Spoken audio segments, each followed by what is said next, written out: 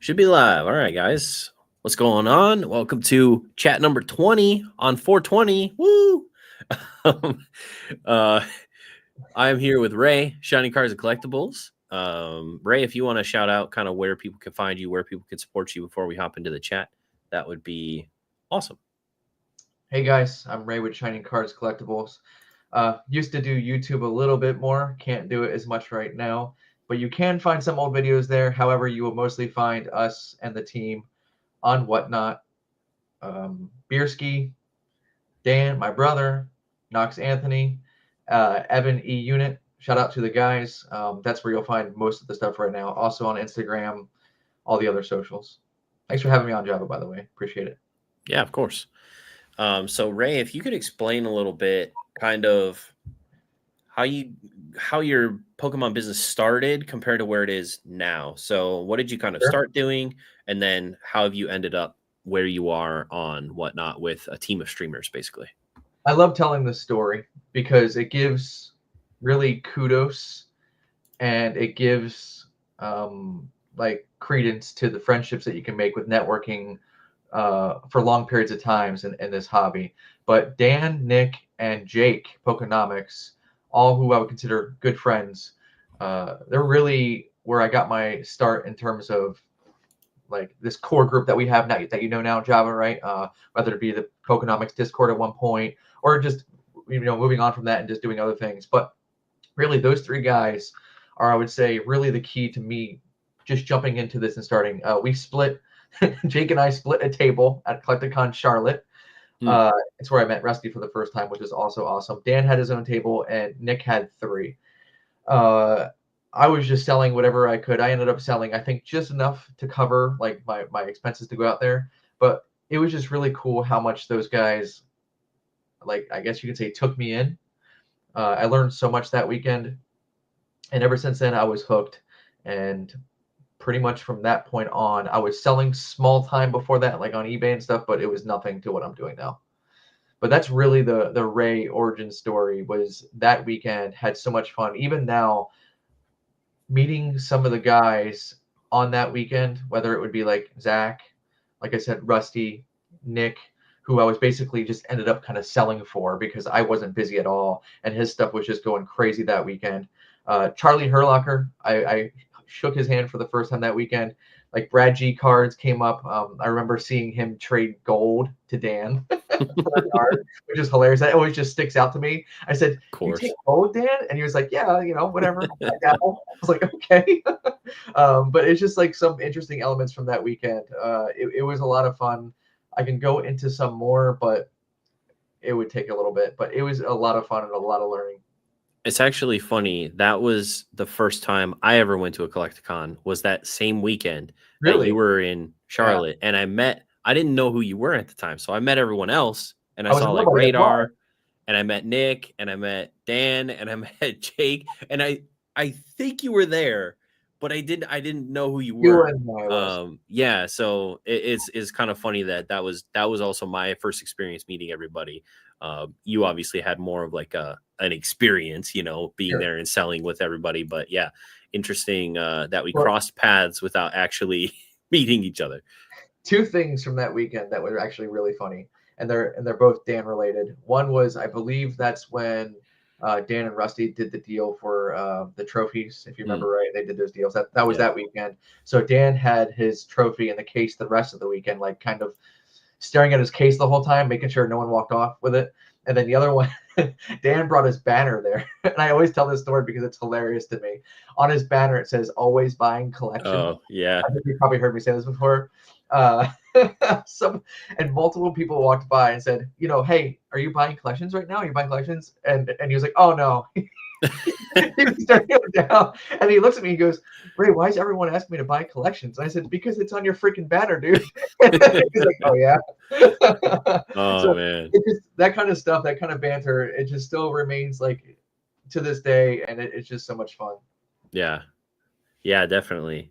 So how did Ray go from vending at card shows, selling a little bit on eBay, to having a Whatnot channel with multiple streamers? Where did that happen? How did that come about? about 3 years of learning and 3 years of um, probably eating shit in some cases, like losing my ass on some cars, whether it's getting screwed from Buyee, which I know you're familiar with, Unfortunately. and just learning how to scrape by and really lowering that cost basis, right? Because I feel like at the end of the day, that's kind of what this all comes down to. How do I get something for the lowest cost basis, then sell it for a reasonable margin? It takes a long time, in my opinion, to really learn that and to break into that. Some people are better at it than others, but I was pretty poor at it. And so it was just 3 or 4 years of, I would say, working a convention circuit, learning and networking with people, and then finally the cat that kind of, is that the right words I want to use? The cat that broke the straw back. What the hell's the quote? I just totally butchered that, didn't I? The straw that broke the camel's The back. straw that broke the camel's back. Wow. That up.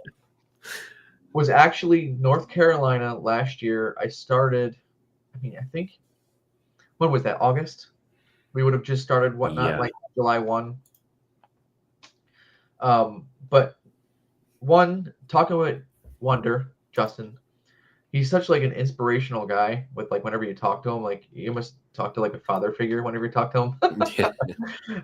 But like he told me when we were at his house, like, Ray, you do all these things to try to help other people, and it's phenomenal, and we all appreciate you for it. And I try to remain humble and all that because I love helping people. It's one of my things that I'm pretty passionate about. Is like I try to make people better around me. But he's like, when are you gonna like take that on yourself and just do it? And I was like, all right, good point. And from that point on, it was like, we're gonna do this. We're gonna make it work. We're gonna kick butt. And learning from guys like who I would draw inspiration from is like Sam Master Set Games. I would consider him, a friend in the hobby that like watching him grow and seeing him from almost nothing from the very first Collecticon that I went to in Orlando, where he told the story of how he was asked by Whatnot and he just kind of shrugged them off. And to seeing what he is now, I was like, you know what? Like, why can't I do this? So that combined with my brother being in a bad spot, losing his job, shout out Dan, doing a great job on Whatnot. I said, I got a guy who's built in, who knows Pokemon a little bit, that can do this full time, who's kind of just sitting around, right? No offense to him, but that's what he was doing. Let's see if we can make something work here. He didn't know really anything to do with the TCG at all. Anything that you see, and I don't give him kudos probably enough, but I think he's turned into an excellent streamer. For a guy who's done this for 7 months, like literally knows the TCG for 7 months. Think about you in 7 months in Java. Think about me. I told Retro this, and he was like, I was still penny sleeving hollows at 7 months in, like from Japanese booster boxes, right? Like he's talking to a whole audience and talking to a professional level, in my opinion. After 7 months in, it's just something to be admired and something that we both have really honed in and worked our asses off. And then you count in someone like Bierski, which his origin story, I think he's told before, which is happened to be another Charlotte, which is, hey, I want to do this. How do I do it? And I said, you don't want to do it by yourself. Come join me. And then that's how that worked. I mean, that's it. Like, it wasn't trying to scare him away. It was being real. Anybody big that you see doing this has a large team around them. Yeah. That's why, like, I respect. I mean, eBay's a little bit different, but like, I know Chef has help with some certain people. You need it. You need a team. You need a team because you just can't do it all by yourself, right? Nick has Walrus. So like having that team there, and I kind of forget. I'm kind of going off a little bit of a tangent to what you're saying about how I did all this, but like it's because there's so many tentacles to how something like this happens. Without the team around me, I just wouldn't have been able to do it. So like in terms of being in a drop of a bucket of a person, that's me for this team. Really, it's guys like Bierski, guys like Dan, guys like Knox, guys like Evan who are willing to go on there and then push the brand while trying to keep the stream rolling. Yeah. So I mean, obviously you guys have a large amount of followers after 7 months of streaming. You guys have been very successful, multiple streamers. What kind of advice would you give someone who wanted to start on Whatnot today? Because Whatnot's really the only open platform. A lot of the other ones would be difficult for anyone to really get into. So if you were telling someone that came to you and was like, "Hey, I've seen your success over the last 7-8 months. It's pretty crazy. Like, how can I go about doing this?" What sort of feedback would you give them? Well, first of all, I saw JT in chat, so hey JT, appreciate you being here, buddy. Learn really, like, and it's really hard. You almost have to run through a brick wall for this if you want it to work. I can't tell you how many losses I've taken. It's a lot. It's still, you go into my stream right now on a daily basis and you're going to see some stuff that goes by and you say, wow, that went for 60% market, with the hopes that you're building an audience. I hate to use the word community because I feel like that kind of gets shit on these days, which is kind of hilarious to me. But I didn't really believe too much into that word. I felt like that was a little bit of, feeding the audience like what they want to hear, which is like you're building a community. But in some cases, you really kind of are. We are very fortunate enough now. And I mean fortunate because they don't have to come back, but there's people who come back on a daily basis. And if they can't come daily and if they can't buy something daily, they're at least in there like saying hi. Some of our mods in there, I now would consider friends. And I really appreciate them for being in there all the time, whether or not they're buying something or not. It helps us. It helps with the algorithm of what's going on. So the first lesson is gonna be like learn to eat shit, because especially if you don't have a large brand behind you, like I did it for a long time, but like I'm no catch 'em all collectibles. Like I know my place. And with much respect to Dan, he's a large YouTube following that he's able to push to wherever he's going, and it helps a bit, right? And I'm sure he's had his struggles too. But like I was kind of coming from zero, right? I didn't have a huge YouTube following, and not too many people would have really known who I am, except maybe at cons, right? Yeah. But you got to build that. You got to build that trust with the audience. So is sometimes building that trust giving someone 50% on the dollar in terms of a deal, so that when you send it, you're sending them real, authentic, good, clean shit. Yeah, like you got to eat that crap, and it could be for a while. There's maybe I would have done a better job of safeguarding some of that, but for the first month or two, we knowingly ate a lot of crap. Yeah. I knew it was going to happen. I'm talking like, dude, we're buying Japanese booster boxes of 151. I mean, I'll let the cat out of the bag because I don't care. Out of Japan at the time for like $70, and we're like selling them for 75. Like we're not making any money, and we're just rolling through the product, like, and giving people great deals at that time. We're trying to make that core audience happy. And I would still say, on terms of Whatnot, we probably offer some of the most competitive pricing, if not the most competitive pricing on Whatnot. I don't know who really would argue with that, because taking a loss is can't get much better pricing, right? This isn't me complaining. This is me telling someone, if you're starting, this is what can and will happen. If you want to earn that audience, like, this is how you have to earn it. So you either earn it through prior means, like Dan having a great YouTube channel and a great following prior, then jumping to Fanatics, or you're earning it directly on Whatnot. There is no other way. 2, be yourself. Like, could you imagine, Java, every single time, and I see this on your YouTube channel. I used to come in every once in a while when I actually had time and jump in your channel when you were doing your live streams, whether it was talking shit about Zelda with you or something like that. Sorry about that, by the way. Like, could you imagine being fake every time you turn on the video? Because there's some people who do it. I don't have the capacity to do that. But there is some people to do it, and you see it. My brother Dan operating 40 hours a week on a live, there's no way he can be fake. So this is actually a strategy that, like, Dan, Beerski, like Knox, Evan, like we would talk about like just be yourself. Like if they're not gonna like you for you, then just move on. What's up, Shug? Just be yourself. It's the most important thing. So you're eventually gonna find someone that you connect with and that you enjoy. You're not gonna like everyone. Not everyone has, can be BFF in life, and that's okay. But you'll Yeah. find an audience out there that do that. The third one is like it kind of goes along with being authentic, but you actually really kind of have to enjoy it a little bit because once again, it goes back to being fake.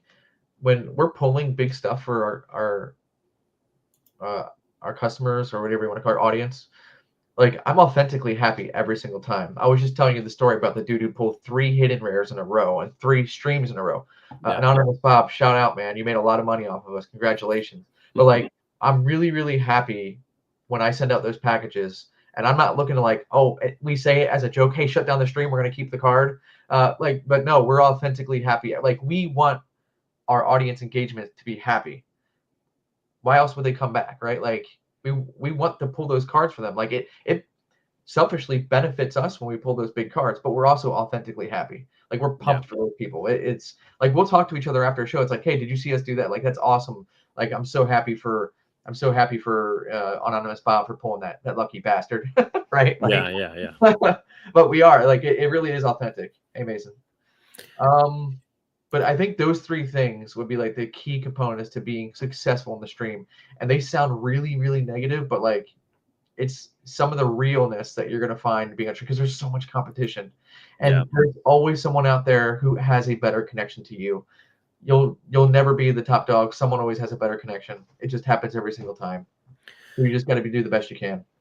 Yeah. When I talked to Larry, I kind of asked him the same question, and he said something very similar, which was basically like start kind of low and slow.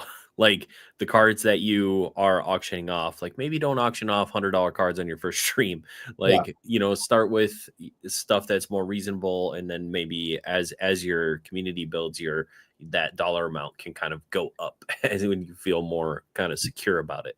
By the way, I have not said his name yet. So let me just start my 3-part apology by saying, Larry, you are on our team.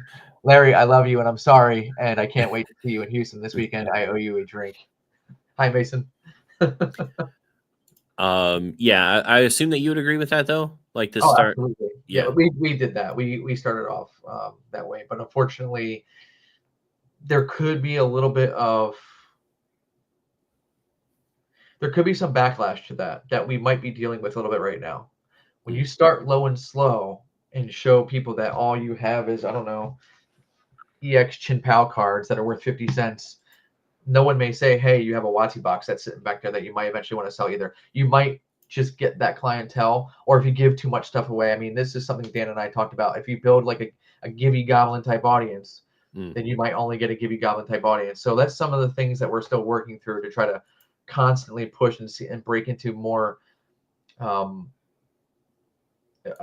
getting a larger audience. But there's that also may be just, I always speak about this with the guys of inorganic versus organic demand, meaning I can get I probably won't, so I won't say that, but I can get some sort of marketing, right, from anywhere. Maybe I just put $200 into Instagram and really push something, and I get a whole bunch of people in the audience. Like I would call that inorganic demand, or I just all of a sudden I'm getting a whole bunch of marketing, and maybe 1% of that sticks. Cool. The organic demand is people finding you and saying, hey, wait, these guys are pretty cool. I like them, and they're offering great deals. I'm going to stick around. Like, you have to try to weigh both options.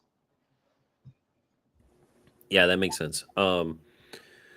So what are some of the mistakes you made early on? Like, do you have any specific examples of some mistakes you made early on in building the Whatnot thing that maybe if you could go back and tell yourself like, hey, don't do it this way, do it this way, or maybe don't run that, maybe don't run that, a couple $100 card on our second stream or something like that. Are there any like big mistakes early on that if you could correct, you would?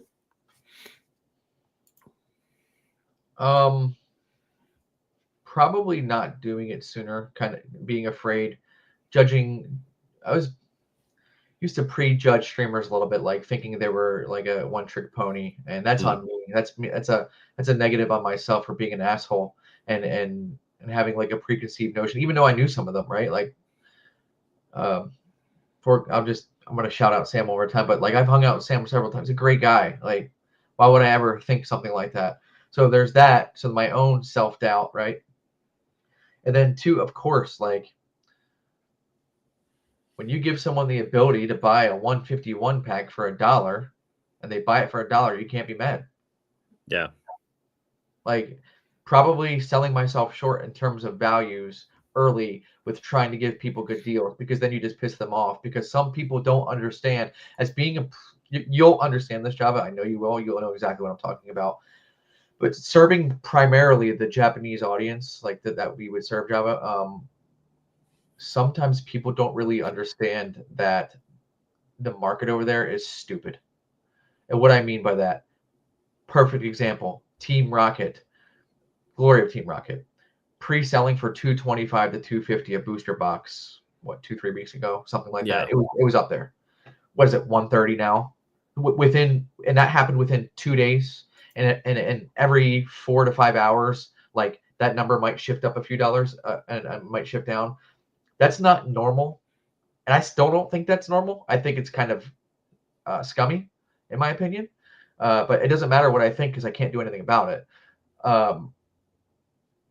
But the shift in price, like every 2 hours or every 3 hours, is kind of a joke. I've been burned by Japanese vendors that I bought a lot from because I wanted to buy something, and then they don't respond in 6 hours, and then they tell me the price went up, and it's like, you didn't respond to me. I told you I agreed to a price, and you didn't respond to me, and now I have to pay more. It's like I was willing to buy like 6 hours ago. So like we know that. That was a large preface to say that. That doesn't translate to the audience sometimes. Like remember when 151 went from like 60 to like 80, and that shit was like within a week? People didn't believe me on the channel that happened. And it's like, well, this is what happened. And if I keep selling it $70 booster boxes to you, like I am literally now shorting myself $10. I have to go buy it at 80 or 85. Like, I'm losing if I give it to you at yesterday's price. Yeah. So, yeah. Yeah, I had that happen with and I can't prove that this was what it was or not, but I reached out to actually a local person here that was pre-selling some of the new Chinese 151 booster boxes, the first set, not the second set, but the first set. And I pre-ordered some. I think they were like $40 or $50. They were the jumbo pack, so I pre-ordered some at that per box. And on release day, I think the fat packs went up to like $80 a box or something like that. They were selling on eBay, basically on release. And lo and behold, I get a DM that says, I have to cancel your order. I didn't get any boxes. And it's like, okay, dude, like it doubled in price. And now all of a sudden you have to cancel my order. Like I can't prove that wasn't true. But at the same time, it's like, we know what happened. We've been around the block. Okay. Yeah. Like you can make a lot more money if you just cancel on me. So, yeah. By the way, I honor that kind of stuff too. If someone sees, like, that's not me. I would never do that on eBay. Like if I agreed to something and someone bought something, like it's yours. I'm like, hey, that L's on me. I should have either known that price or whatever. And once again, I find that another goodwill gesture to our audience, hooking them up, and hopefully those people come back. You'd be surprised how many don't. And all people are just dollar shopping as low as they can. But yeah, let's run through quick. We can take a peek at chat and see who's in here. E-Unit showed up earlier today and said, hey. We got Hoodoo and FN Viking. We've got Jesse T, who I assume is from your guys' stream. That is JT. Hi, JT. We got Boondock, Shug, Vitalik, BB, Mason, Drew, best mod in the game. Hello. Hey, Brandon. Hi, Drew. Chef is here. Beth. Hi. Mark Martinez. Yeah, the Mark Shark, man. That's another. See what I'm saying, man? I got a good core. People what's up, Mark? Appreciate you guys being here. Yeah, similar thing happened. I think was it Ponga? I forget. There was definitely a lot of new names where I was just like, I don't know who these people are, but they were from the stream. So I appreciate you guys being here. That's super awesome that you guys are following your content creators around. That's super cool. Oh yeah, Chef had a bunch of people in. Yeah. Tate Chef, Sparks, welcome. Chef, I mean, you'd be surprised. I mean, that dude's cooking for people all the time. I would That's surprised true. people just calling him around the street. That's Please cook true. for me. I've had his cooking 3 times now. Oh my So that's God, you lucky bastard. yeah, pretty Okay. awesome. um let's see. Do you have any I'm curious because you've had a lot of customer interaction, especially on streams where you're either talking to people on stream or after streams, you're shipping to people and getting messages and all that stuff after your sales. Have you had any, like, what are some of the weird or like memorable interactions you've had with people in the community? Good or bad. It could be, someone angry about something, or it could be someone, with a lot of praise, or it could just be a weird question. I'm curious if anything pops to mind. Well, the first thing I would say is Dan and I kind of have a joke when it comes to messaging us about getting some help. Like, let's just say something happens in the mail or whatever, you haven't received your product yet. Like, just, when people come in the stream, like, we can't help you right now, guys. We want to. Believe me, we will get to you as soon as we can.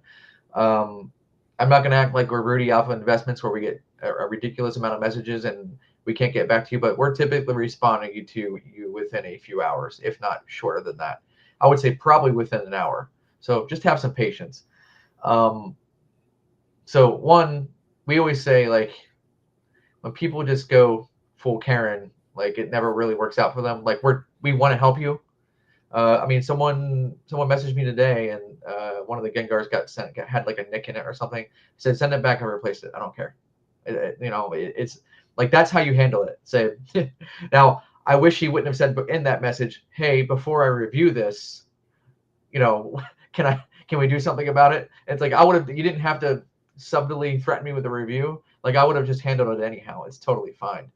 But I would say it's very, Javi, you're on eBay a lot, man. It's very, very similar to eBay. You get a lot of for example, on Whatnot, the system tends to tell you that your envelopes have arrived before they have, the PWEs. And the amount of people who really like to take advantage of that and act like, oh, I didn't get it, is kind of crazy. Refund, I didn't get it. And it's a lot. It reminds me of eBay prior to plain white envelope tracking, which was, I always tell this story. I used to do a ton of singles on eBay. It's really hilarious how many envelopes were lost before tracking. At least probably 5 to 10 a week if you're sending out 50 envelopes. And then after tracking, 0. There was none lost after that. It's kind of crazy. But that's almost a daily occurrence, are the plain white envelopes. I've only ever had one person send, and I don't have a bubbler mailer around me. There's only ever been one person, and what do we have, 50,000 orders right now? It's a lot, where they sent an image and they're like, I don't know what USPS did to my package, but like it's not good. And there was a bubbler mailer, and it was like, it looked like there was a piece of shrapnel through it. Like, it was like metal, and the cards were just jacked. And they were a great customer. I knew they weren't lying, and I was like, send it back, we'll take care of you. And we had replacements, so it was fine. It was just, that was one out of like 50,000 or something like that, and it was hilarious. So I guess that's somewhat negative, but not really. But like, that tells you something, guys. If with everything that we've ever sent out, there might have been like 2 or 3 errors in packaging from the actual delivery service. Like, what are we doing? Actually, you know what? I'll tell the one that's as of recent. This is a good one. A dude sent us an image that said, hey, there's something, my mail, my PWE was opened up, and I don't know what's removed from it. I want my money. I want 100% refund, no questions asked. I need it right now. Like, demanding, kind of being a jerk. And also telling us that we shouldn't put our name as the return slip, because that's how people know how they're going to break into envelopes that way. It's like, all right, thank you for telling me how to put my business name on stuff, but that's fine. Whatever. But he sent a mail of the USPS, like, We Care plastic that they put stuff in. I'm sure you've seen it before. So, okay. Dan looked up the video, and he bought like 3 packs of Ruler of the Black Flame or something, and got all bulk. And when you get all bulk, you get like, we'll just send you what we can in an envelope. We can't fit a ton of it in there. We can't fit 20 cards, but we'll fit what we can. The envelope was just tore off the side like this on the top. So someone went in and someone looked at it. And he just wanted a refund on his, I think it was $18. We just questioned, like, were the cards damaged? And no response for a day. Yeah. The next response after that was, and were the cards damaged and can you get us more pictures? Just prove it that, like, USPS actually damaged your stuff. I would send them 3 more packs. I don't care. But I want to, like, make sure that they're being honest a little bit, right? Like, I'm not afraid to do that. Yeah. No pictures, just straight to shit talk. And it's like, all we're asking is for pictures. And then he told us he threw it away. It's like, yeah. Oh boy. I help you. By the way, yeah. And then he blocked us because we're the evil ones for asking for proof of damage. Of course. And as for good, there's honestly way too many good things. I do have a pretty awesome audience that are very, very understanding if something was to go wrong, and they know that we're going to take care of them. Like, it's usually outsiders. Yeah. Yeah. I'm curious, how do you guys, so you have like 5 different streamers all in different parts of the country. So you have people in the Northeast, you have people kind of by me, South Carolina, you got people in Florida, you got people all over the place. How does Whatnot handle shipping with all the different locations? Because Chef and I have talked multiple times about me kind of maybe doing 1 or 2 streams under his account, but then on eBay, it's like, how are we going to delineate like what you're shipping versus what he's shipping? Yeah. And with you having so many more variables, more streamers, how does that get worked out? How do you know which streamers sold what and where to ship things in the back end? It's really, really, really, really simple. One, Whatnot is the oldest like live streaming platform, so they've had a lot more time to flesh the product out. I would say it's arguably, in terms of back end infrastructure, being a little bit of an IT guy and like seeing what they're doing, like, it's pretty legit. In talking with people who I know were on that team when they were designing it, they did a hell of a job. Whatnot just has simple profiles. Java, like, if you wanted to stream tonight, I would say give me your email address. I can have you created your own profile. Gotcha. And all your stuff is like, and I can set up what you may or may not have access to. Like, the profile thing's a little bit newer. When I first started, I don't know if it was there or not yet, but when I first started, I don't think it was. And the people who have access to that information, I trust implicitly anyhow. And I don't have anything. I'm fully transparent with the whole team. Like, there's nothing that I'm hiding. They know what I'm making. They know what I'm not making. That's for damn sure. And so we're all in this together, and we're trying to make it work. But really, the simple answer is they have profiles. Like, I can have, if Chef wanted to be a guest at any time, he can log in tonight. It would be all in his own profile, all under the SEC brand. Boom, he can just stream under us within seconds. Yeah, that's we weren't sure if Whatnot had it when I was talking to Dan, but Dan Fanatics has a similar thing where you can set up multiple streamers under one brand, and then everything is kind of separated that way. Yep. And eBay does not have that. Yeah, eBay is pretty archaic, it sounds like, versus even Fanatics, which is a newer live streaming platform. And obviously Whatnot that's been around the block for a while. So yeah, that's rough. That's rough. Jeff said he thought it was so dope. He said it twice. So yeah, it must be dope. Yeah, that is really cool that it's so easy to just I mean, set up and have people run it's so funny because it's like one of those things where you ask me that question, it's like such an easy, trivial answer. Yeah. I feel like I need to give you something longer, but no, really, it's just the shipping it's just a profile, dude, and I can get you set up in seconds. No, that's good to know. Yeah, that's good to know. And like what Chef just said, you could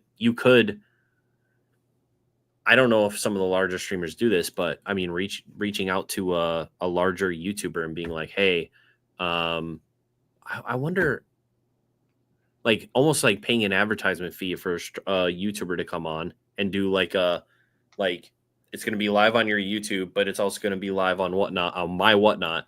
and create a profile, and boom, this guest is streaming for 3-4 hours tonight selling singles or ripping packs for people, but it's also connected to your brand. Well, Chef, Java, anyone who I would consider my friends in this hobby, who I would consider someone who I like their online presence, by all means, be a guest. Please, you're welcome at any time.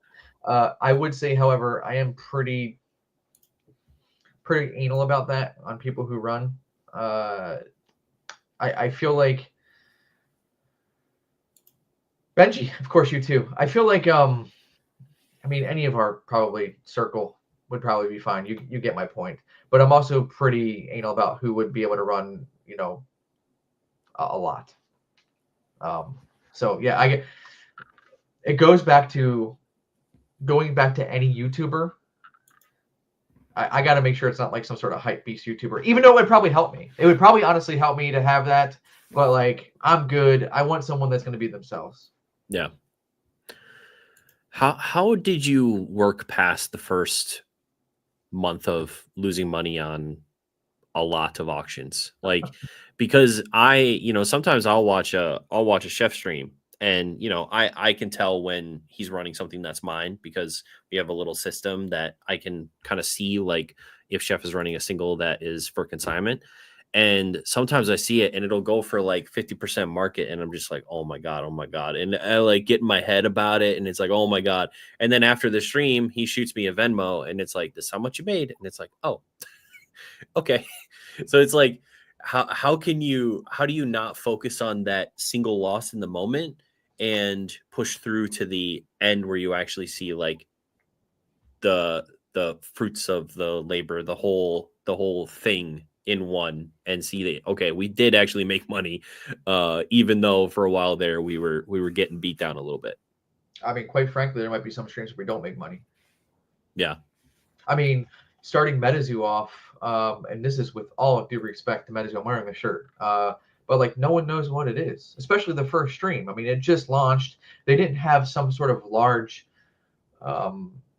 marketing push for what it is, and I feel like that's probably on purpose. I don't want to speak for Charlie, but from his standpoint, I wouldn't be surprised if him doing like a soft launch of Metazoo was done on purpose, because Metazoo doesn't have the best back history, right?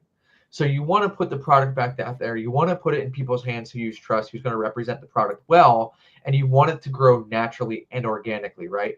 We talked about the inorganic versus organic demand of what you're pushing out there. If you just push all the boxes out there to, like, I don't know, the Pokerevs of the world, all due respect to Pokerev, by the way, like, if you put it in his hands, which I'm sure Charlie might even want a little bit, but like, there might be a quick rise and then a sudden downfall where he might want to see more of this. Once again, not speaking for Charlie, I could be speaking total bullshit right now. As for taking L's, like, it's just become kind of the order of business. It's going to happen. Running a single stream where you run like 300 singles in a row and 200 of them go for a loss, it's never fun. And it happens, chat, guys, people on here, like, it really does happen, and it sucks ass. But you got to maintain the focus of, okay, well, these people are getting good deals and hopefully they'll be back. And that hopefully may never come, right? But yeah, we've been building and it's still working. So I think it's good. And this is me speaking from a little bit of, I don't know the answer. That never feels good, taking those losses, and me telling you how I'm handling those losses. Dude, I might be done in like 2 months. I don't know. I don't have that kind of backing to where I can eat it for that long. I just can't.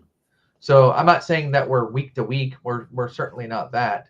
But you just hope that you're nimble enough to make it work, right? And yeah, that's where some of the experience comes in, where we shift.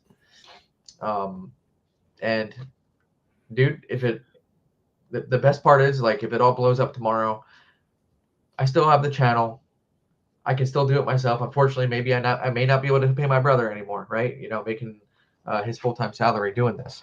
But like, Pokemon's still going to be here. I'll build it back up. I ain't going anywhere, and I'll be just the guy who failed at whatnot. Whatever. I gave it a shot, but it never feels good. And the one thing that really, really doesn't feel good, and I'm gonna have a little bit of a gotta be careful with my words here. Doing certain types of giveaways on whatnot, which giveaways are a way to bring people in. The buyer's giveaways, for example, is something that we really try to provide good bonuses for. It just never feels good when someone who doesn't buy anything wins something. I know it's the law. I have to offer it to them. There's a YouTube channel that'll make sure they pound it over your head that tells you it's the law. It's the law. We comply by the law, but it still doesn't mean it feels good. Okay. Yeah. That sucks more than anything. Someone won a fossil pack. Luckily, it was a buyer in the past, so it wasn't that big of a deal. But someone won a Japanese fossil pack last week, $200. They didn't buy a damn thing. Good for them. But it still doesn't mean it has to feel good for me. Yeah. If I'm just being truthful about it, if that's what you want, I'm being as real as I can be. Yeah, I would much rather have that go to the guy who's supporting us daily. Like I said, luckily that guy did buy in the past, but yeah. Yeah. No, I totally understand that. I mean, you want to do, yeah, like you said, I mean, giveaways and stuff are a way, I feel like, for you to say like, hey, thank you guys for supporting me and stuff like that. And if that doesn't if you can't celebrate that with someone who's actually actively supporting you, and it goes to just a random person, I could definitely understand that could hurt a little bit for sure. Yep. Might have to find different avenues of going around that in the future. May not have to just offer them going forward, and just find ways to support someone who supported us. I would certainly comply by all whatnot regulations, to be clear. Yeah. But have to find a better way. Yeah. So I asked Larry this as well, and I'm curious your thoughts on it too. So Whatnot is in a fairly open platform at this point. There's a lot of people going in and out, and especially recently, the last like 6 months or so, I would say. But since it's become more open, there is definitely what seems to be more negative news coming from Whatnot than a lot of the other streaming companies. So, I mean, you had some really unfortunate situations with a couple large streamers. One of them scammed people. One of them made some unsavory comments. You had another streamer that like hit their kid, and it just seems like it keeps happening. And unfortunately, those things are tied to the platform. So how do you navigate like people just, do you worry that with all this negativity, and it seems like Whatnot doesn't do a whole lot about it, do you worry for the reputation of the platform? Of course. Yes, of course. How does that affect your business, or does it affect your business? This was something that I actually had in conversation with the rep prior to starting Whatnot. But let's just level set here. At the time of like Whatnot starting, eBay Live was still very much like, dude, it was Weedle and Nick, I think, at that point. Yeah. Right. So they didn't exist. Fanatics didn't exist. Drip is just Nothing. like you think Whatnot's bad? Drip doesn't exist. So let's really level set here. For me going into this, the first thing I had a conversation with when talking to a Whatnot representative was like, are you guys getting rid of the shit on the platform? What are you guys doing? I asked this question straight up. I said, and I gave all the specific examples of what you gave. You can name it, like Blake's Breaks and all the other degenerates who screwed people over. Like, all I can do besides asking those questions to Whatnot is being the most transparent that I can be, right? And being the best person I can be on the platform. I'm not going to screw people. And if I do, it's not on purpose. In fact, I would say I'm probably too honest, right? That's not me deflecting the answer to push it to another thing or to push it to something else. It's just, I'm only going to be what I can do. I can only control what I can control. But I did ask those questions prior to going in. Now, what I would say is the other problem that Whatnot has, and I wouldn't consider it a problem, but like, it's the biggest platform for what they do. What happens when you have a large audience of doing anything? Like, shit's going to happen, man. People are human. They're going to make mistakes. Like, let's not pretend that eBay isn't full of scammers. Like, it happens all the freaking time. Like, it's ridiculous. I just got done telling you, when I had PWEs mailed out, I would lose 10 a week. It's no joke. It was constantly, oh, it never came in the mail. Like, my USPS PWE rate is like, when we really think about it, they're really good at their jobs. Like, the mailing services, they really kind of are. Like, people unfortunately lose packages sometimes, but like, give props to the postal service for how much they handle. There really isn't. It's really not that bad. So, what can I say to Whatnot? Like, if Whatnot's listening to me right now, right? Like, hey, don't let more people on. That's going to help you, going forward with serving a wider audience. Like, don't do that. Why? eBay fully accepts everyone. The problem is it's a live like platform, dude. Like, me and you talking right now, something could happen in the back right now while we're on a live, and now I am at this moment of my life, it's caught for like the worst moments ever. Granted, you're right, it's a lot, but when there's a spotlight on it and there's people actively searching for a spotlight on it, you can make it look worse than what it is. I'm not saying it's not bad. I don't want those people on the platform. I'm sure Whatnot doesn't want people on this platform, but to pretend they don't do anything about it is a little bit disingenuous. In some cases, I'm sure they do. In some cases, I'm sure they don't. Do I wish that they would probably crack down on some more of the scumbags? Absolutely. I mean, for me, like, that shit, it pisses me off when I see it, because it does give me, in my opinion, like a bad name. But like, if I blamed Chef for all the bad crap that's on eBay, like, I would be willing to bet the amount of horse shit that happens on eBay is 100x than Whatnot, only because eBay is literally 100x Whatnot in terms of size, right? Yeah. And that might be a little bit facetious, but like, you get what I'm saying. It's way, way, way bigger. So to pretend like it's all one platform is kind of disingenuous. Not taking anything away from the past and all the bullshit that's happened, because it's disgusting. Yeah. And of course, it's always like, there's so many streamers on Whatnot that, of course, there's going to be like the few bad apples that are going to ruin it for the bunch. And it's definitely one of those scenarios where, some of this stuff some of the stuff can be just so bad.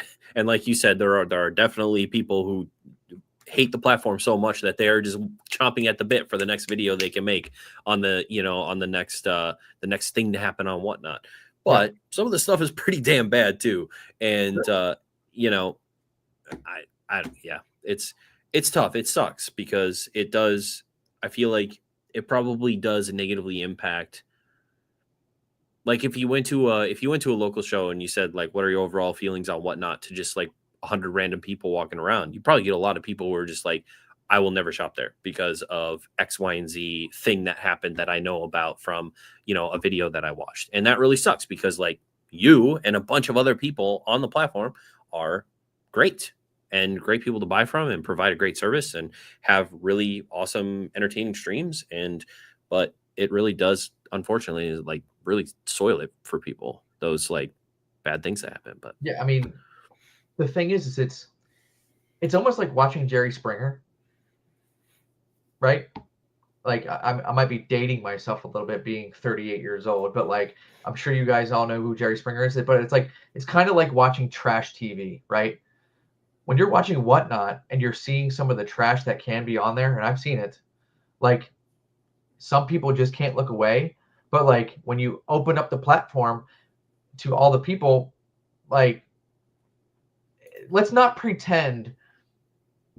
In some cases, some people don't really benefit from that as well. Like, I know people that go and shark those small channels and get great deals because they don't have an audience yet, and screw them over until they can't sell anymore. And of course, that person's going to get pissed because they're being maybe sold a bag of goods that says this platform can sell and you can do so great. But like, really, I just told you eat shit for like the first like 6 months, if not longer. People get sold a bag of goods of how great it is, but like, you don't really.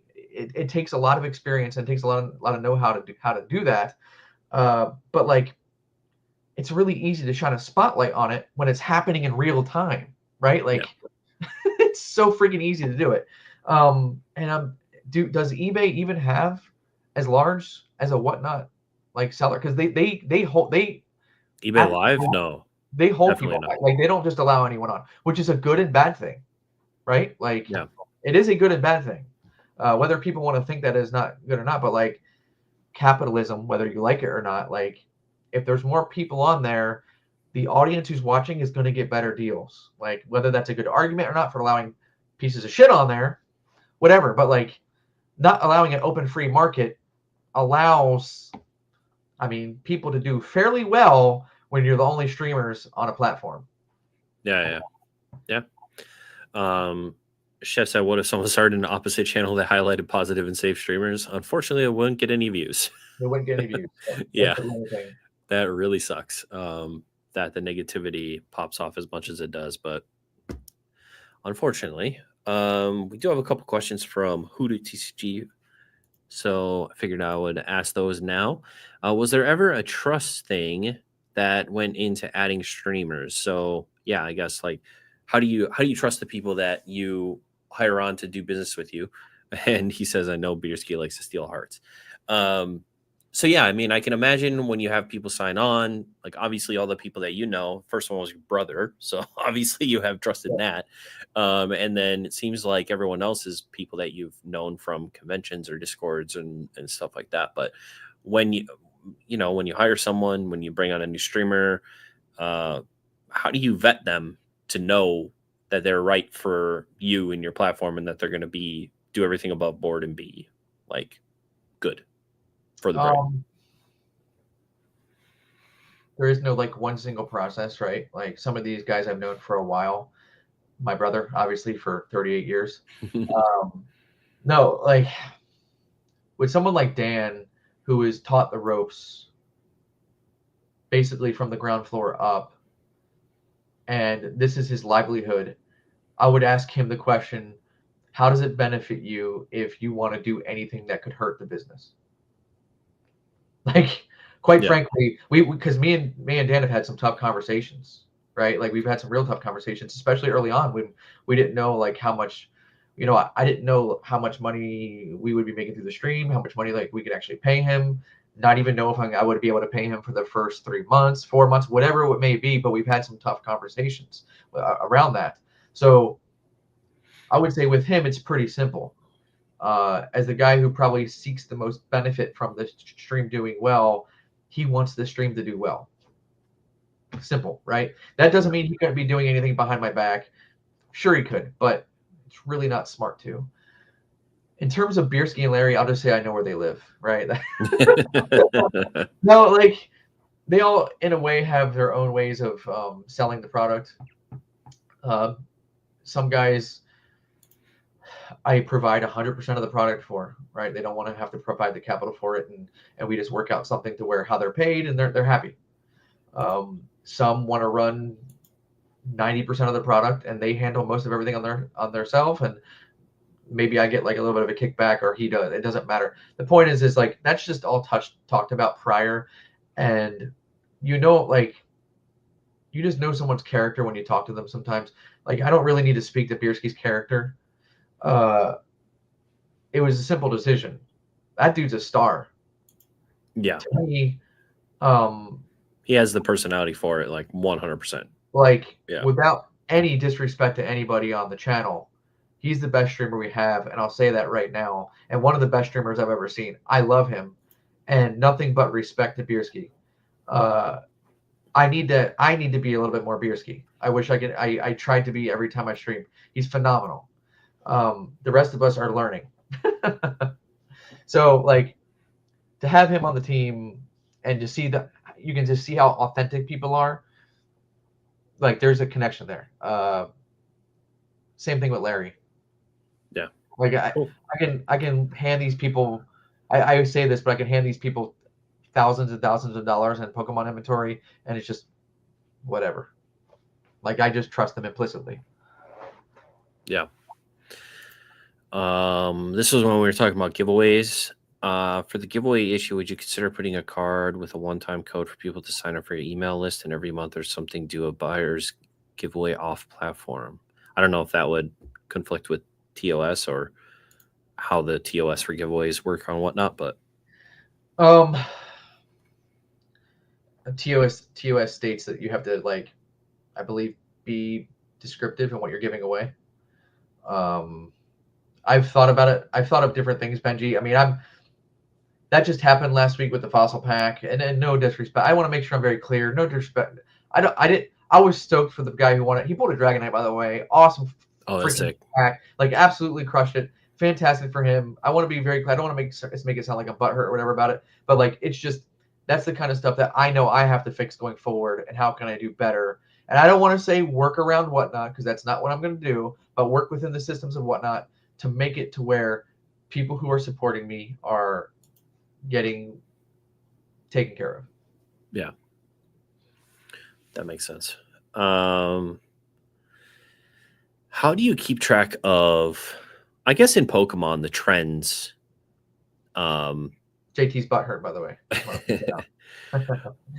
I know, I guess for Pokemon, like keeping track of trends is like for a lot of it's just like, what's the new set, right? Like what's the new thing coming out, because the new thing's the most popular thing.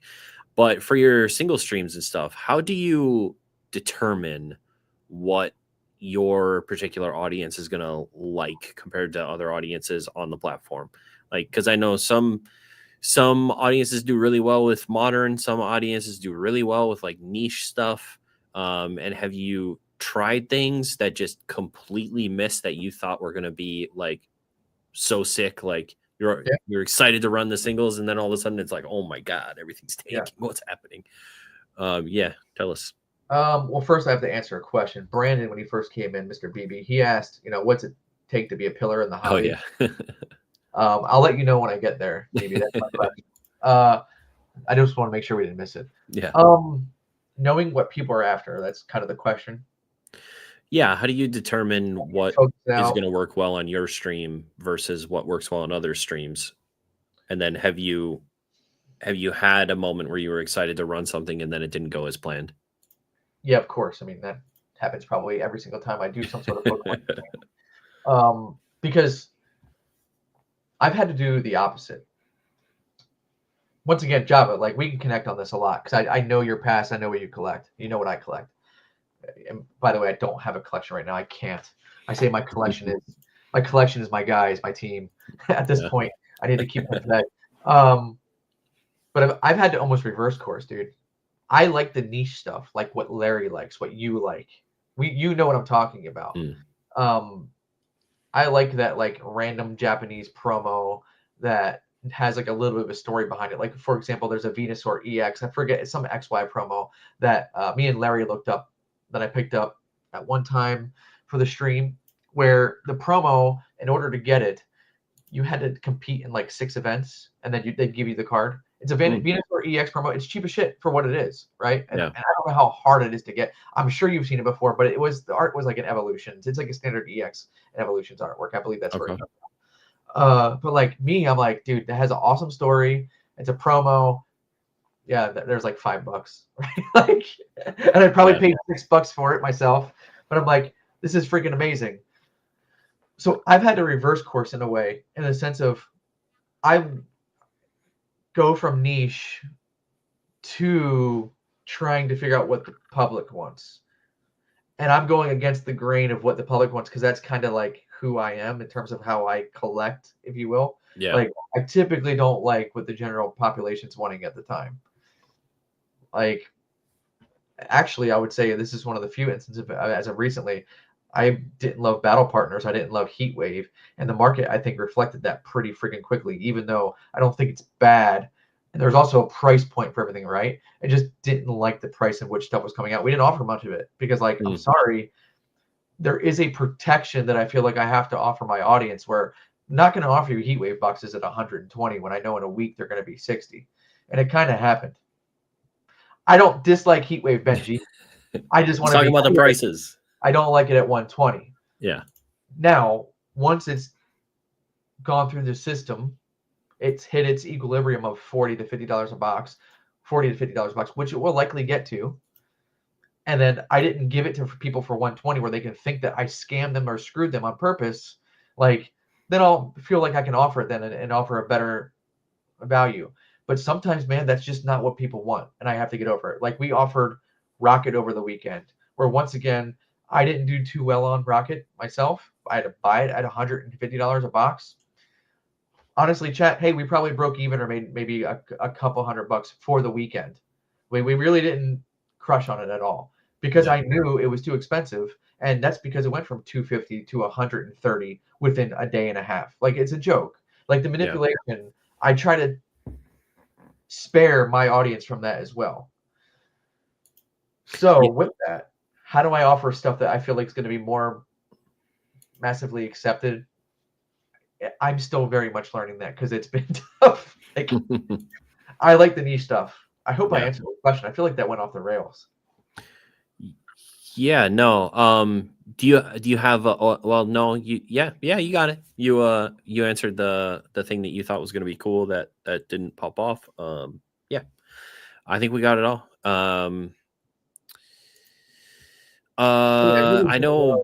I really like the Team Rocket set, and I usually don't say this too much.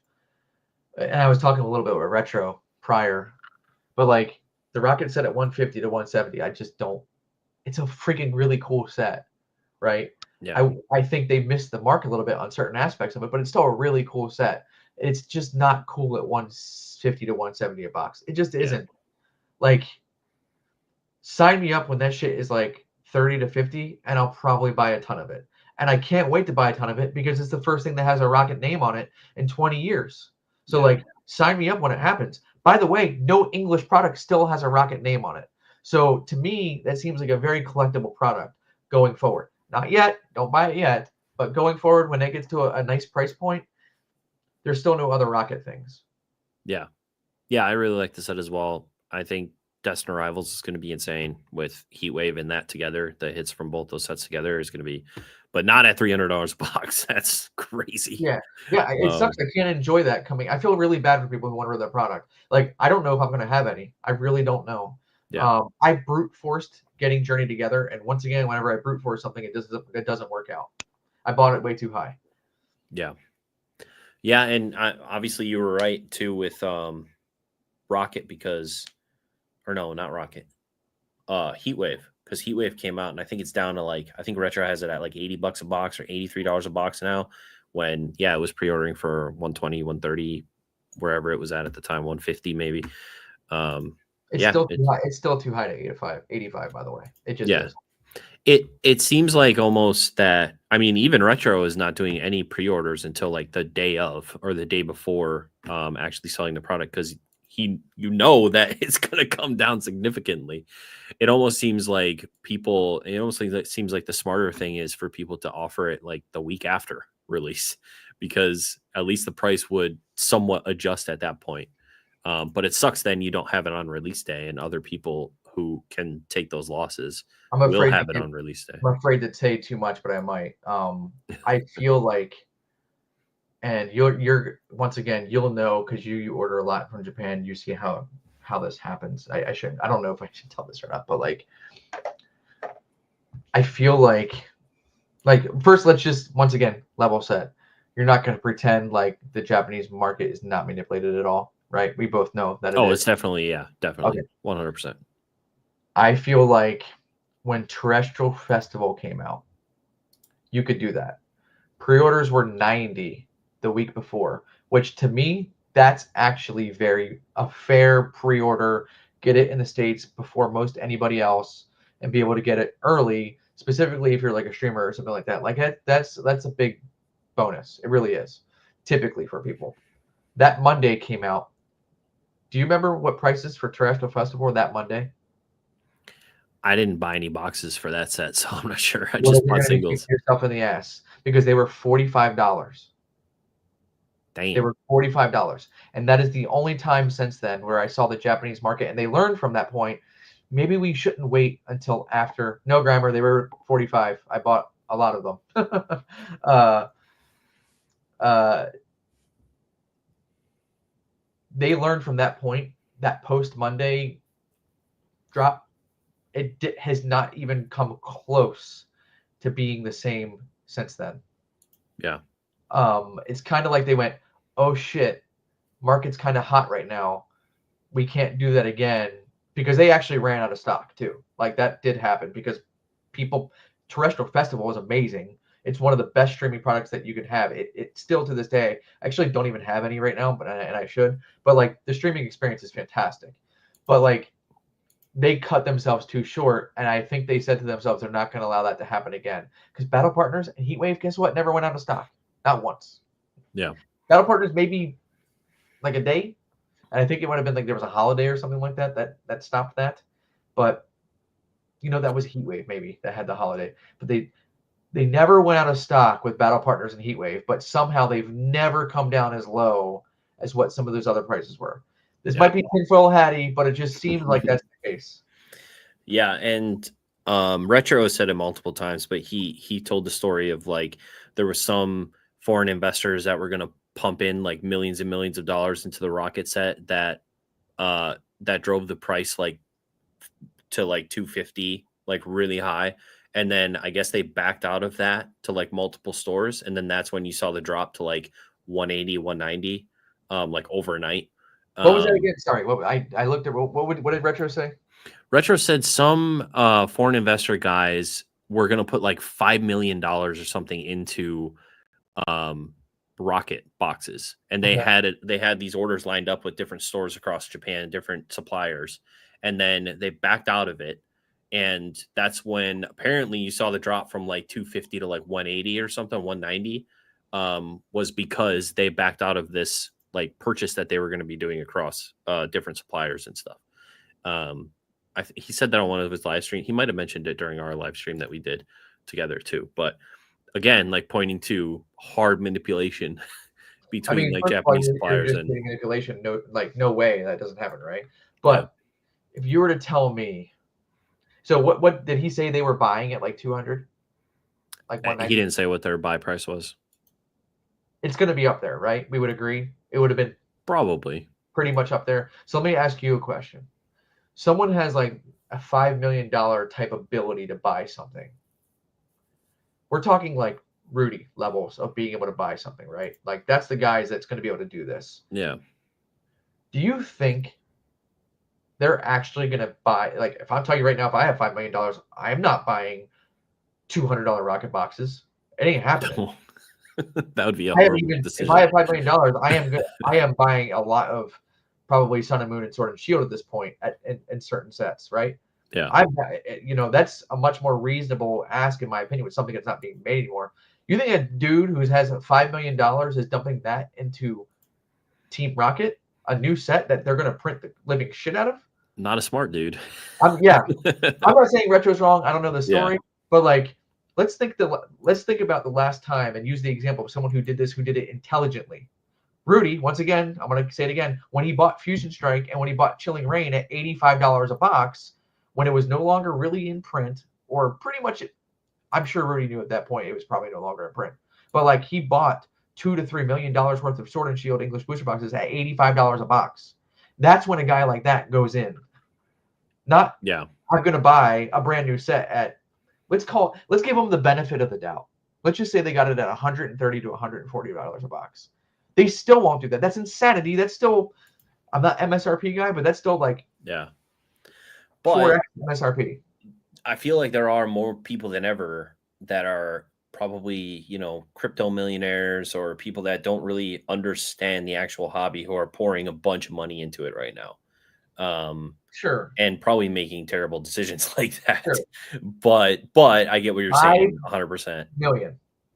Yeah, that's 5 million terrible decisions. Remember, they had to make that money. Like, some people are dumb to get into. They're stupid. They fall into that kind of money, but probably not. Yeah. It was an interesting thing to hear because it's like, because before there was all this buy list talk where it was like, the buy lists are artificially inflated to make the box prices go up. Basically stores saying that they'll buy hits for certain amounts, but then they won't actually buy them for that much. That type of stuff.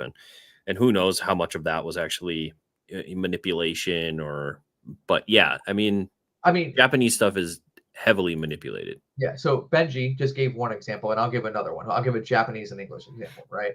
Like, he just had EV Heroes up there for a price somewhere, but it doesn't matter. But if those people who had the $5 million would have bought EV Heroes at 350, 300 to 350, you're talking the best part of Evolving Skies, the set that everyone chases on Earth that went down to $300 to $350. Buy all of it you can with $5 million of that set, right? If you're going to buy a Japanese product.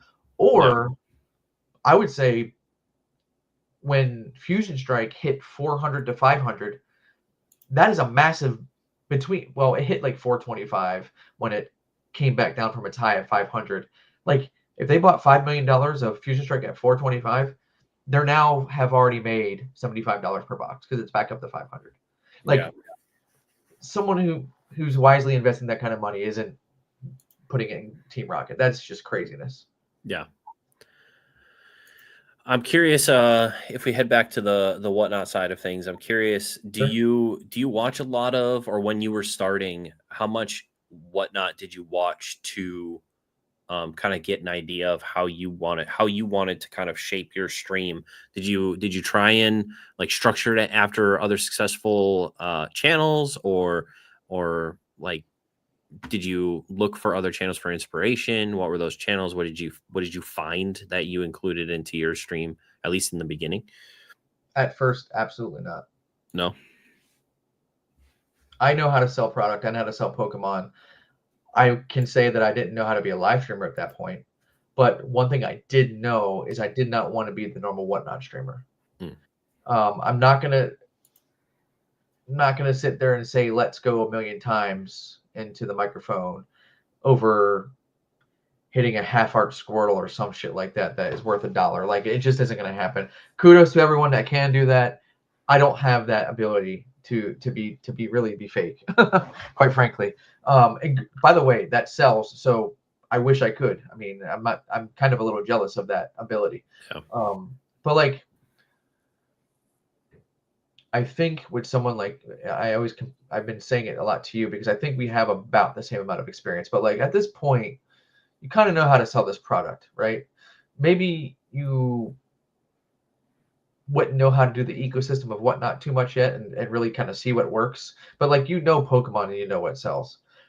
I didn't have any concerns with that way. And I think I do fairly well at conventions. And I really think I'm personal enough I can talk to anyone. Now it's hard to talk to a camera or a person that doesn't exist, right? That's something that you just get used to. I mean, you being on YouTube over time. I mean, we're used to that. Yeah. And Dan took a little bit of time to kind of get used to that too. Like that's not something that just like picked up like this. But the little bit of time, mind you, I did not watch them to be like, how do I do this, right? Or what are they doing? The little bit of time that I did sit there and watch them, I usually was like either disappointed, let down, or like, how? Like, like not to sound jealous or anything like that. It's like, I'm offering the same exact product and their shit's going for 8x the price. What am I doing different? So if I started watching that too much, I get a little bit of imposter syndrome and just get pissed. So I just don't want to watch it. Like it'll just irritate me. Yeah. And then there's stuff that like I see that we've already talked about where you see like fabrications of products like, yo, this is $10. This is $10 bid now. Like, fuck that. No, that's a 10-cent card. No, don't lie. Like that's where I said I'm probably too transparent. And there is a little bit of I can't protect every consumer, man. Like if someone overpays me by $2, like get off my back. Come on, like it ain't the end of the world. Now if someone overpays me by 50, I probably will DM them and say, here's a little bit of cash back. I probably will do it. I try to be that transparent. Yeah. But like I didn't really want to be like any other streamer, so I didn't want to pretend to be. And that's I said that at the beginning, but be your authentic self. I knew when talking with Bierski and seeing Bierski collects, Bierski didn't need any training on what to do to talk to an audience and whatnot to sell Pokemon cards. He knew the product, and he is Bierski. People are going to love him because he's Bierski. Period. That's all I need to do. That's all I need to know.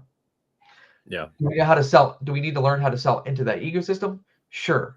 What that means is maybe get rid of the niche shit that people don't want, that me and Java and Larry might want. Get something that's more for the masses. And we have leaned into that a little bit. Yeah. Yeah, Beerski, next time you find that mid-era holo collection at a Collecticon, maybe ship it to me instead of selling it on auction. Good point. Oh, that hurts. By the way, it's so funny talking to him about that because he's apologized. And I said, "There's, that was a fully sponsored SEC Collecticon, for him, and I was so proud that he really. I didn't give him any guidance. I said, go find what you think will work. I didn't want to. I wanted him to learn, and it's okay. Guess what? He just got the best learning experience. He really did." Yeah. Now, I won't tell you how much that learning experience cost me, but he knows. I'm just kidding. We'll be fine. Like we'll either break even on that or lose a little bit of money. But that experience that taught him, like he couldn't pay for, right? Like, well, Yeah. I guess I can. Like you get what I'm saying. Like he's now learned since then, and he said things since then to learn working around that. Awesome. He's made himself better. Yeah. Yeah, it was I mean it'll take a while to sell, but I mean he's already gotten some banger PSA 10s and stuff out of it, so hopefully over time it will do fine on eBay and work itself out. But no, I mean this slow shift is kind of happening right now, Java, as you're aware. It won't be too much longer. Vintage is coming up. The equilibrium is kind of going back to the older stuff. It'll be fine soon. Yeah, it's funny. I feel like the first boom, vintage was at the forefront. It like is doing the opposite. It's like the second boom is like modern into vintage. The first boom was vintage into modern. It's a funny way that's occurring. My favorite thing about all that is being a guy who's 38 who used to crack base packs. I've said this before. Like, I don't really care to collect vintage. Like, if I want vintage, I would want the binder that I sold for $117 on eBay when I was 14 to get money, probably to buy like a PlayStation game and like go to Wawa, right? Like, that's what I would want back. I don't want, JavaAkuma's first edition PS8 Charizard Chattalish just because that doesn't do anything for me. Like, I remember the Charizard that my friend pulled in a little card shop for a $7 base pack because you couldn't get base packs around where I was at. He pulled the Charizard in front of me and then sold it to my friend on a soccer team for $35. He was already flipping, and at the age of like 12, right, or however old I was opening base packs. But like, I love the new stuff. I hate the vintage versus modern. Like, I just think it's all cool. I like Pokemon.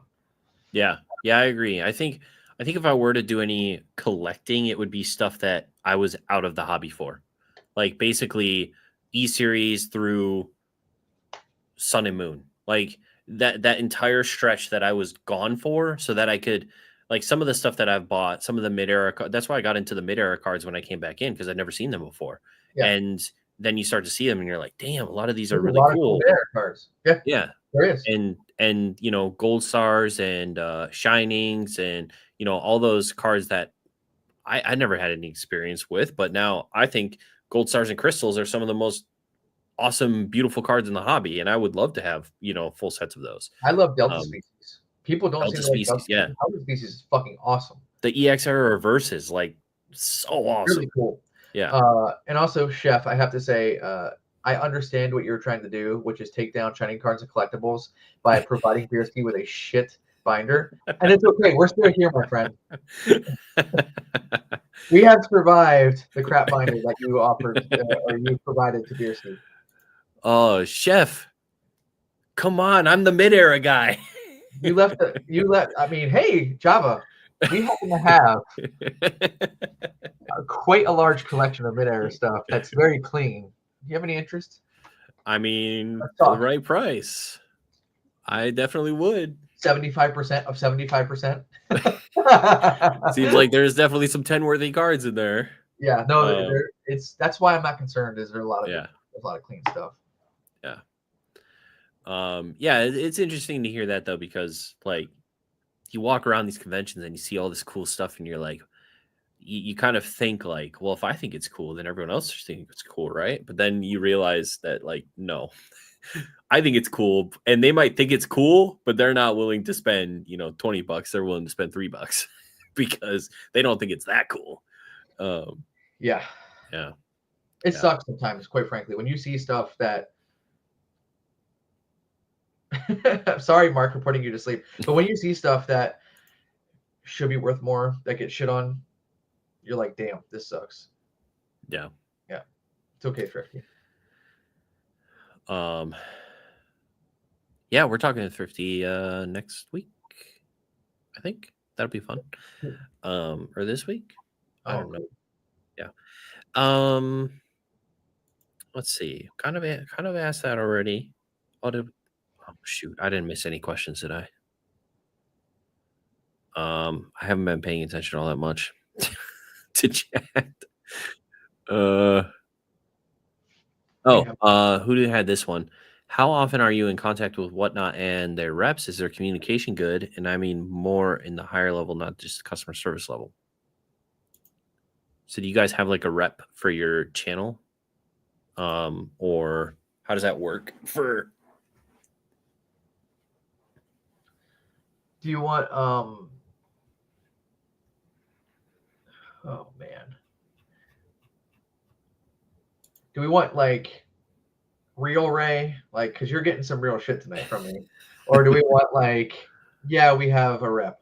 I mean, real Ray is always good, as long as you're okay with it. I feel like for the size of channel that we have and what we've grown into, we probably didn't get as much representation early on as I would have liked.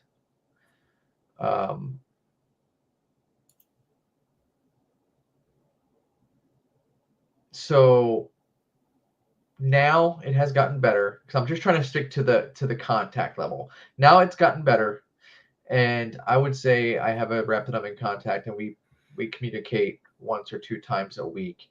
Now, will that communication actually turn into something? That's hit or miss. But from what I understand, that kind of seems to be the ethos at Whatnot anyhow. So, yeah, I'll just say that. What I've learned, God, that's it. No. All right. I will just keep doing my best. Gotcha. Sounds good.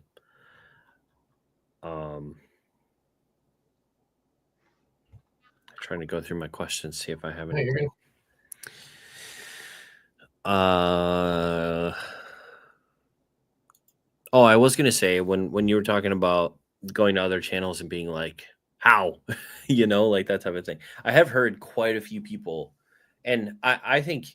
Hold on, you missed a question by Grammar. If you want to jump, I just don't want. He asked, how has Metazoo been received on your lives? Oh yeah, okay. Go for it. I want to make sure that we're answering. If someone's in here, give them the respect. Yeah. I don't see it. Oh, here. Got and it. To answer Mark Shark's quick question, can you really trust Dan? No, I said that. So, how has Metazoo been received on your lives? I talked to Bierski about it briefly, and it seems to be going well. So I think for a new product, like we talked about, like soft launching, I think it's done pretty damn well. And I would say Metazoo overall has done pretty damn well, just holding its own, I think, right now in the market. You don't really see a lot of dumping. There was little bits here and there of dumping, and quite frankly, I mean, like Hills had it. I'll just say it. Hills had boxes for like $80, $85, which people not paying attention, that's a steal. Like, you actually buying them at $80, I'm not kidding you, you might be able to rip open a box and make money. Like that might take a little bit of luck, but especially if you're getting, they sent sealed cases, by the way, Hills. Yeah. So like everyone asks, like, what's sealed case? Because you could get a Poncho box. Yeah. You can get this. I'll reveal it now, but I pulled 2 from those sealed cases that I got from Hills. Oh, Now, wow. I did buy from another vendor that was online that they searched their cases before they sent them, and fuck them, by the way, for that. Yeah. It's a very large seller, and it wasn't cool. Probably a little bit on me, but whatever. I don't care. But in terms of Metazoo, like I would say it's done better than expected, but I want to make sure that I've set that with a very careful, like it's not crazy. People dig the product. It's a good product. Uh, the cards look fantastic. Charlie and the team have really, really done a great job at Metazoo. Uh, it's a lot of fun to open. The opening experience does not suck. It just seems like there's always a chance for something, and it. I would say it's done as well as expected for where the marketing is for it, and where the demand should or could be for it, because we're talking about a product that shit the bed in the market. Like literally, you can't. We talk about what not having negative press. Metazoo went out of business. Yeah. Like it did awful through bad management. And I actually watched a video today, and I've mentioned Rudy so much. You can tell I watch a lot of Rudy, but I watched Rudy today, and I've actually personally messaged Rudy and said, "Hey, do you plan on carrying this?" I wanted to know prior, and he gave the same response, which he gave the same response today in his video, which he does answer all his patrons. He basically said like he's just not sure yet. He needs to see how the market's going to handle like him if he took on Metazoo again, because he pushed a lot of it Yeah. and it shit the bed. So it's totally understandable. So to take a product that literally was a turd in the grass and to make it into where people are buying it and enjoying it, that's already a freaking win. Thumbs up, Charlie. Fantastic. Like, I'm not kissing your ass. That's amazing. We're Yeah. actually able to sell this product and do okay with it. I wasn't expecting anything. Biersky had a great show today. So yeah, without trying to go 15 out of 10 on it, I would say Metazoo has done pretty damn well. Great job to the team. Yeah, I agree. I got kind of some hands-on. I got hands-on with it in Miami. I ripped a couple boxes with Dan, and I got to see all the cards in a binder. We just happened upon Charlie. I don't know where he came from. We were going up the elevator to the second floor of the He came out of Miami nowhere. Convention Center. Yeah, and like the elevator doors open, and all of a sudden there's Charlie sitting Was he like just floating to waiting you? for us. Yeah.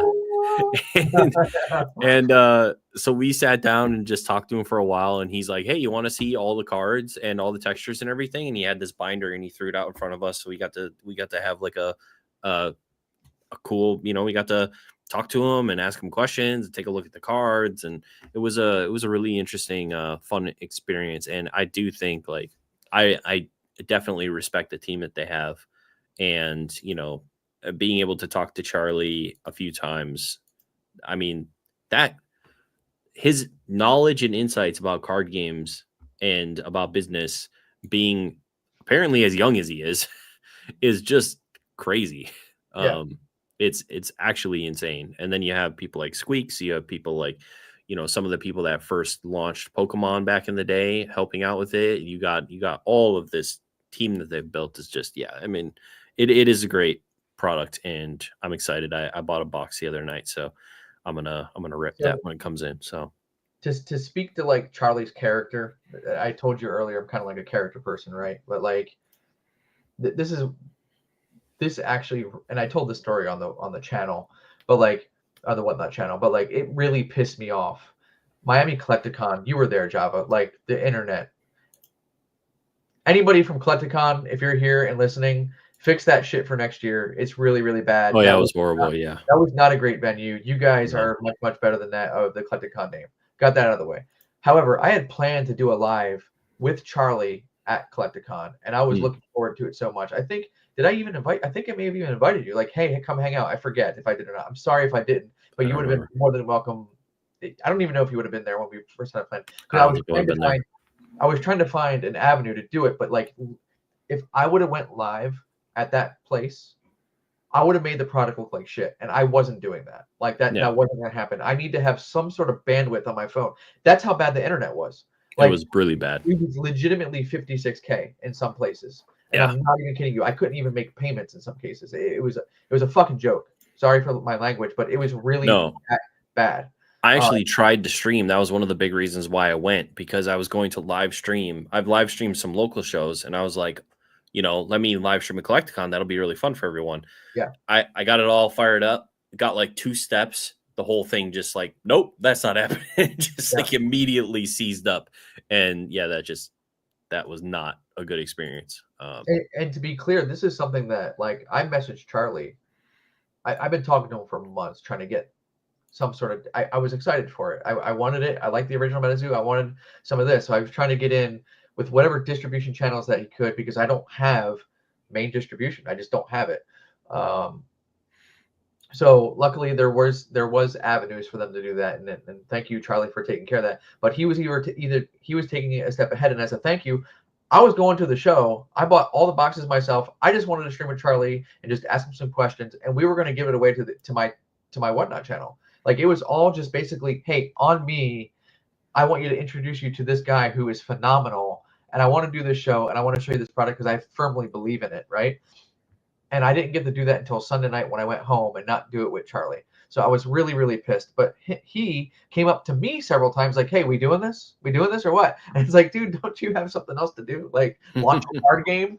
And I was trying to figure it out, but like I finally told him, like, listen, we can't do this here. Like, I don't want to disrespect you or your brand. Like it just isn't going to happen. So I said, I'll do it when I get home. And it sucks because it's just not as fun to not do it at the event. Like something about being there, I feel like would have been so much better. Yeah, how do you not have any likes? I just hit it. I just felt like it would have been so much better. But I want to just say one more thing with that. Sorry, I'm going on a long tangent. But like, Charlie's also already been in the Whatnot stream multiple times, answering some questions from chat, as well as a few of the artists. And it's been so freaking cool to sit there and talk to them while we're ripping their product. Like one of the artists came in as I opened the card. And I was like, hey, this is like my favorite card in the set. And there she is. This is freaking awesome. Like, and answer some questions. So it's just been so much. They really kind of know what they're doing over there, and it's quite awesome. Great job, Metazoo team. Again. Yeah. Yeah. And they have all this cool stuff that they're trying to do at the different Collecticon. Like, can I just say, and no shade to Cryptid Camp, okay? Like, you do your thing. But the fact that Collecticon has partnered with them, and I know that maybe they didn't know if Metazoo was ever going to come back, so they decided to partner with who was available. But yeah, would have been nice to have a Metazoo partnership for Collecticon instead of a Cryptid Camp partnership. But I guess it is what it is. I would say also no shade, but I actually don't know who or what they are, and I don't mean that from a sense of like. I actually thought, I'm trying to quickly look up who they are there, because I don't want to piss off anyone. I think I don't know if it's a former Metazoo artist or someone who formerly worked on Metazoo. It looks like it. I'm seeing some old members. So good luck to you guys in the future. I hope that's good. But yeah, it's strange. There's a little bit of crossover that could be something that may not be wanted, right? But I don't want to speak for them. Job and I aren't speaking for them. Yeah. Well, one of the cool things that Metazoo has coming to Collecticons is this idea of like a trade pack, like a con pack, and it's really cool because I think it was like a 2 or 3 card pack, but there will be like a mini set for a convention, and then the whole idea is that you get 2 or 3 cards, and then if you get doubles, you trade to other people and you try to complete the set. By actively trading with other people at the convention, which I think is a really cool idea to make that, make it more interactive while you're actually walking around the floor. I'm doing it. Yeah. Can't wait. Yeah, it's super cool. So last but not least, we've got a lot of hot takes tonight, but there are 2 questions that I've been asking people. before we have wrapped our conversations. Oh, hold on. We actually have a couple questions Questions. for people. Yeah, sorry. What is a moment where you felt you or your team failed to provide the service Shiny Cards and Collectibles wants to provide, and what did you learn? Benji, in terms of the product side and selling Pokemon and running, yeah, JT is going to be with me doing those. I don't think there's ever been really a time that I can say we failed to provide service in terms of the product side, because kind of you're selling the cart, whether it's a single or whether you're ripping a pack, like the product of Pokemon, I think is quality no matter what in terms of a card, right? Like there's never been a time where I keep picking up this Chin Pal card, but someone buys this and I say it's near mint. And it's actually like heavy play and then they got to return it. Like you're just taken care of. Like if I messed up and it's easily provable, like my service is going to be top tier in terms of customer service. Where I would say that I failed, whether it's me or anyone else, I don't want to speak for them, but me personally, because I don't want to speak for them. It would be not bringing it to like a show in terms of whether it's like a good mood or being like I don't want to be that fake pumper and dumper type, you know what I'm saying? I can't believe I just used that term. I didn't mean to say that. But the fake like excitement, like when you go on and you're tired, sometimes can people notice it? And I don't want that to be the case. I always want to go into every stream to be excited because I typically am. But there's been times where I go in and I'm like, not like here we go again, because I like doing it. It's just I'm exhausted because I work 40 hours a week and also probably do this on the side another 40 to 50 hours a week, quite frankly. So that's why you don't get as much Ray as what you may for Dan or Bierski. It's like because I have a full-time job, and believe me, I would love to do it a lot more. And this stuff is like a big passion for me. So it's nothing and super exciting every single time. But there might be times where I'm just really, really exhausted and not giving the best show that I can give. That's what I would mean. And that is definitely felt sometimes. And it's not even, I would still say it's pretty rare, but I try not to show that. But I have been, especially if you start getting those, I don't know, you get $1 for a $10 card. It can build up, especially when you're tired. Yeah, that makes sense for sure. Any plans or goals moving forward for the business from Grimer? Yes. All right, next question. Only because I don't know when it's going to happen, but yes. I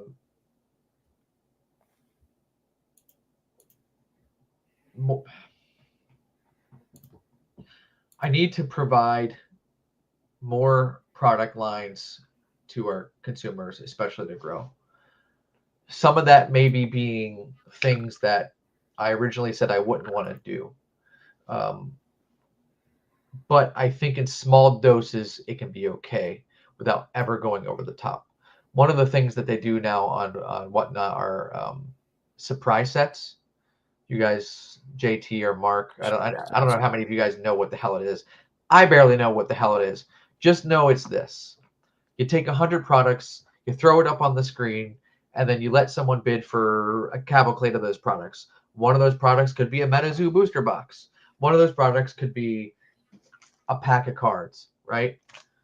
Basically, what it comes down to is someone's trying to win the better of those products, and sometimes you might get like a Crown Zenith pack instead, right? I'm not going to shout out, but I'll just say the words. Kraken does this a lot right now. And I saw it and I was like, well, Mark, I guess it's a different form of a wheel, but really it's just all displayed on screen. And I think it makes a little bit difference if it's all displayed on screen. And we might start offering 1 or 2 of those like a month, but it's not, I don't want to do it. It's never going to be a main like revenue driver, but there's some people who just really like it and I want to be able to serve them if they want it. But when we do it, once again, it's going to be with great products that people are going to want. Like our first one's going to be pretty freaking cool, I think. And you know, it's not going to be a chance for you to win a Journey Together ETB, which is like what $150 at the time, or 3 fucking packs of what is this Cyber Judge, right? Like that's the disparity. You either win $2 or $150. We're gonna try to tighten that disparity up to give people a little bit better of a chance of a better value, right? Not shit talking anyone who does it currently because it works really, really well for them. I just want to give them a better offering for it. That's it. Yeah. And then there's other forms that I want to get to eventually, but it's so far out that I just don't want to talk about it right now. But it's nothing new. There's nothing new. No one can offer anything new. Yeah. You might do like a game or something like that, but then if it seemed to be like too gambly, like the most that we do for games is a break and basically, oh sorry, it is Future Flash, my bad. But the most we do for games is like we break a like a high class box with 10 packs. Basically, in one of those 10 packs, you're going to win something. You get a 10% chance. Like that's everything is like straight up front. Like, and we've ran this by our audience. Like, hey, is this fair? Do you find this fair? And at any point, the guys who I trust or the guys or the girls that I trust in the audience say, hey, this game kind of fucking sucked and seemed unfair. I'll pull it immediately because I don't want that to happen. But some people just like those games. Yeah. Yeah. So trying to be reasonable about it, right? Yeah. So when you do that, all the product on screen and I assume like you number each product and then it randomly, like the winner of the bid randomly is assigned one of them, or does the winner of the bid just pick one of them, or how does that work? You're right. Mark did call it like a wheel, and I guess you're kind of right. But basically, you throw 100 products on the screen, someone bids, wins, and then a number gets selected, and then the item gets selected for you, not necessarily a number. The item will say, hey, Java, you won Journey Together ETB. Gotcha. Hey, Java, you won Lost Origin ETB, whatever the product may be. Gotcha. So the idea is that you're probably making more money on the lower cost items and then maybe breaking even on the highest, like depending on how the bidding goes. Honestly, we haven't done it yet. We'll probably fucking lose money. Well, these may be the first time. Maybe the first time. Very first time. We are trying to put items up that we've done well on to protect ourselves. Yeah. But we will probably lose money. Gotcha. All right. So the first of the two questions that I've been asking everybody is, first, give us a hot take in the Pokemon space. So it could be hot take on a set, hot take on a platform, hot take on anything. Hot take. I don't know if this is hot anymore, but I've been honestly saying it for a month, and I'm going to continue to say it here so people who are on your channel can watch it tonight. Market softening right now pretty heavily. Heavily is a strong term. God damn it. I don't want to make it seem like I'm, super scared or whatever, but like the market is softening. Now there's multiple reasons why the market is softening. One, shit's just way too expensive, right? Like when stuff gets too crazy, like only so many people can afford $300 booster boxes. It's stupid. Yeah. Both Japanese and English. It doesn't matter, right? It doesn't matter what it is. Going into summer, everyone knows summer months, people go touch grass. I know it's crazy, but it does happen. What people aren't noticing and speaking about quite as much yet is that not only is the market softening on like modern, which kind of needs to happen, but it's not all being lost to like outside factors like touching grasses and stuff. It's going into vintage and it's going into sun and moon. Right now, like Cosmic Eclipse, Unbroken Bonds, Unified Minds have gone from like $800 to almost $2,000 in a very, very short amount of time for that amount of money to be gained. And it probably deserves it.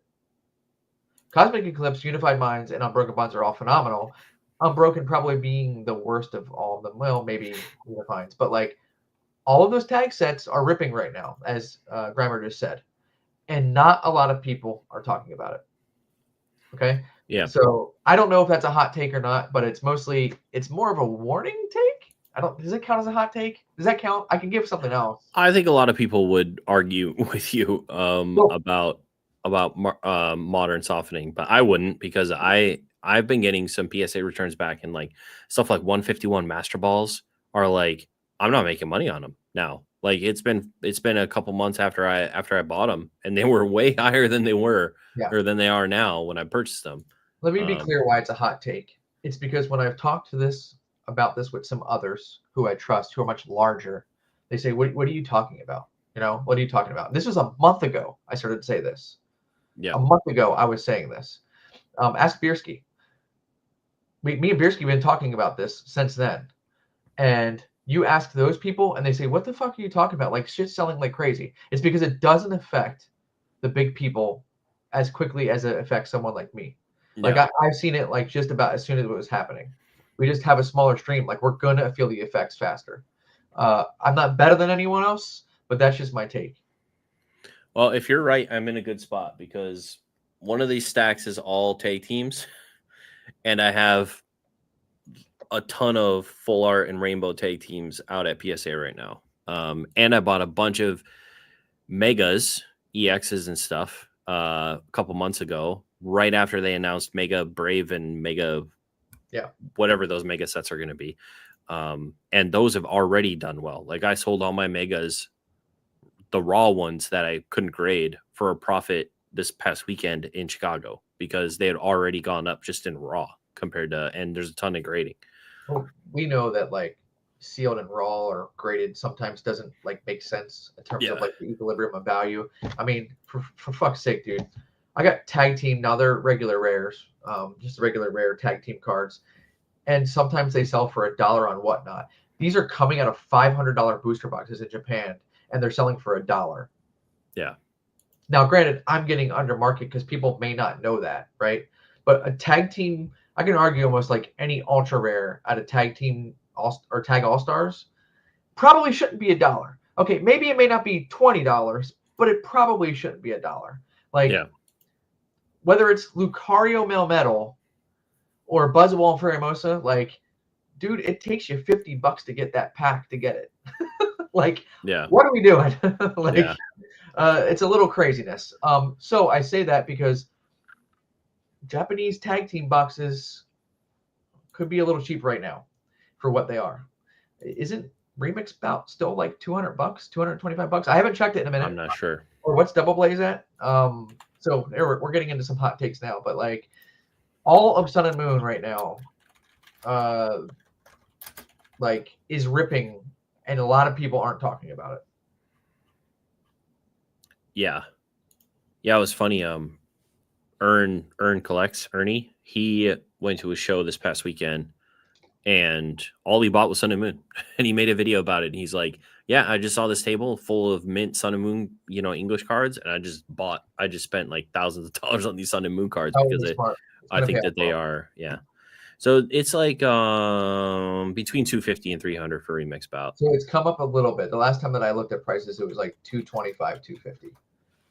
Yeah, and Double Blaze is 230 to 250. That's cheap. Somewhere in there, 250-ish. For the secret that's in that's cheap.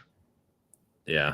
And I wouldn't say that 2 to 3 years ago, but the age that they are, it's starting to get to that point where it's like, why is any of those boxes, whether it's what makes up Cosmic Eclipse, Ultra Genesis, Dream League, which Dream League ripped at one Dream point. League's, amazing. Yeah. And what's the third one? Remix Bout. Like, guys, Cosmic Eclipse is $2,000 a box.